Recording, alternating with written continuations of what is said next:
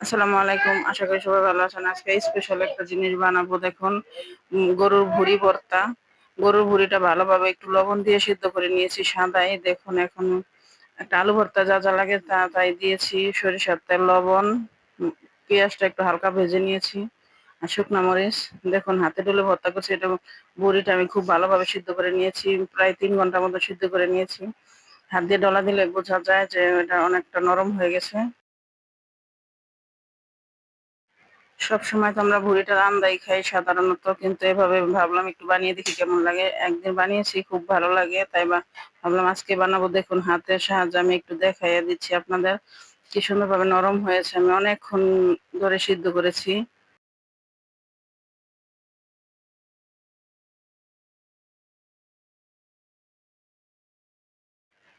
আজকে আমার পছন্দ মতন সবকিছু রান্না করেছি। দেখুন ছোটবেলা যখন ইলিশ মাছ শুধু লবণ দিয়ে সাদা পানিতে একটু রান্না করা হইতো, আজকে ওরকম ভাবে শুধু সাদা পানি দিয়েই ইলিশ মাছটা আমি কিছুক্ষণ রান্না করেছি।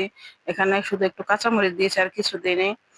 ছোটবেলা যখন আমরা এই পানিটা দিয়ে আর এই মাছটা দিয়ে ভাত খেতাম, পান্তা ভাত খুব ভালো লাগতো, কিন্তু আজকে আমি পান্তা ভাত না, গরম ভাত দিয়েই খাবো।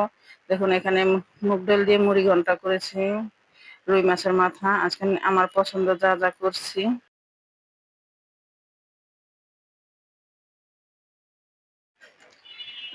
দর্শকদের সবার কাছে আমার অনুরোধ, একদিন হলো এবং গরুর ভুঁড়ির ভর্তাটা একদিন করে দেখবেন।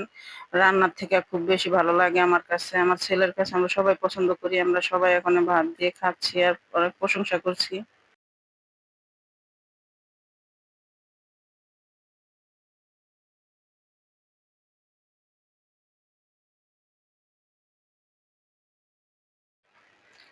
খাওয়া-দাওয়া শেষে আজকে একটু পিঠা বানাবো। শীত আসার আগে পিঠা আমার পিঠা বানাইতে সবসময় ভালো লাগে। আমি ২-১ দিন পরেই শীতে পিঠা বানাই। কিন্তু আজকে ভাবলাম, গ্রাম থেকে দুধ আনা হয়েছে কয়েকবার, কিন্তু পিঠা বানানো হয়নি। আজকে আমি পিঠা বানাচ্ছি। এখানে আমি পাটিসাপটার খিরসাটা বানাবো। গুঁড়া দুধ, চিনি আর এদিকে পোলার চালটা আমি গুঁড়া করে নিয়েছি।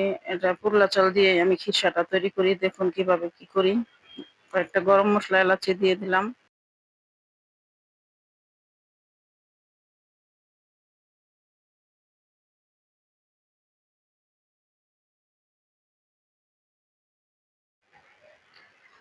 দেখুন এখানে আটাটা, চালের গুঁড়াটা গুলিয়ে নিয়েছি, আর এদিকে খিরসাটা দেখুন সবকিছু রেডি করে নিয়েছি। এখন আমি পিঠাটা বানাবো।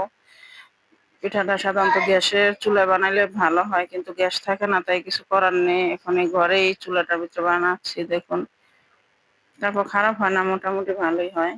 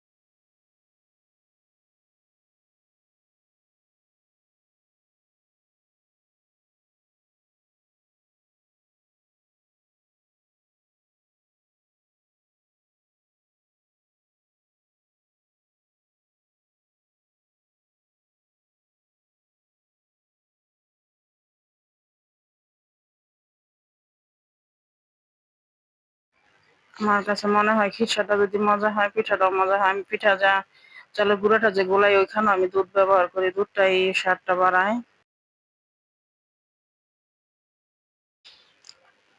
দেখুন পিঠাটা আমার সুন্দরই হয়েছে। মাশাআল্লাহ, খুব সুন্দর হয়েছে। পিঠাটা উঠেও গেছে সুন্দরভাবে। পিঠা যদি সুন্দরভাবে উঠে তাইলে পিঠাটা সুন্দর হয়, বানাইতেও ভালো লাগে। দেখুন একে একে এভাবে আমি সবগুলো পিঠা বানাবো।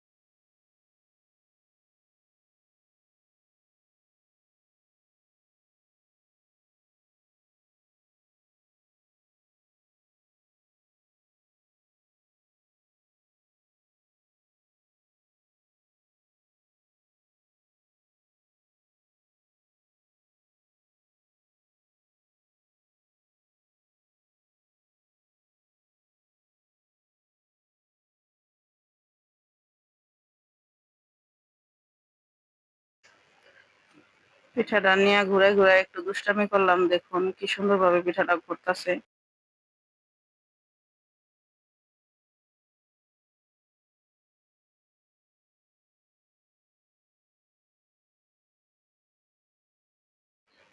দেখুন আমার পিঠাগুলো কেমন হয়েছে। ধন্যবাদ সবাইকে আমাদের ভিডিওটি দেখার জন্য।